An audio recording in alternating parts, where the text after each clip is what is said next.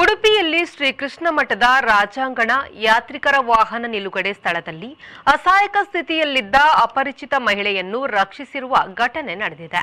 ಮನನೊಂದು ಮನೆ ಬಿಟ್ಟು ಮಹಿಳೆಯು ಸರಕಾರಿ ಬಸ್ಸಿನಲ್ಲಿ ಉಚಿತ ಪ್ರಯಾಣದಿಂದಾಗಿ ಉಡುಪಿಗೆ ಬಂದಿದ್ದಳು.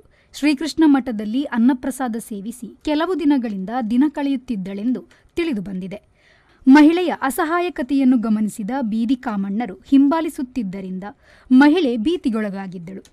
ಮಾಹಿತಿ ತಿಳಿದ ಸಮಾಜ ಸೇವಕ ನಿತ್ಯಾನಂದ ಒಳಕಾಡುರವರು ಮಹಿಳಾ ಪೊಲೀಸ್ ಠಾಣೆಯ ನೆರವು ಪಡೆದು ಮಹಿಳೆಯ ರಕ್ಷಣಾ ಕಾರ್ಯಾಚರಣೆ ನಡೆಸಿದರು.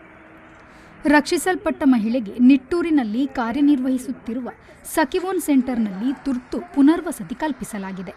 ರಕ್ಷಿಸಲ್ಪಟ್ಟ ಮಹಿಳೆಯ ಬಳಿ ಆಧಾರ್ ಚೀಟಿ ಪತ್ತೆಯಾಗಿದ್ದು, ಗೀತಾ ಪತಿ ಸುರೇಶ್ ಆಚಾರಿ, ಹೂವಿನಹಳ್ಳಿ, ಬಿಂಡಿಗ, ಮಾಲೇನಹಳ್ಳಿ, ಚಿಕ್ಕಮಗಳೂರು ಜಿಲ್ಲೆ ಎಂಬ ಉಲ್ಲೇಖವಿದೆ.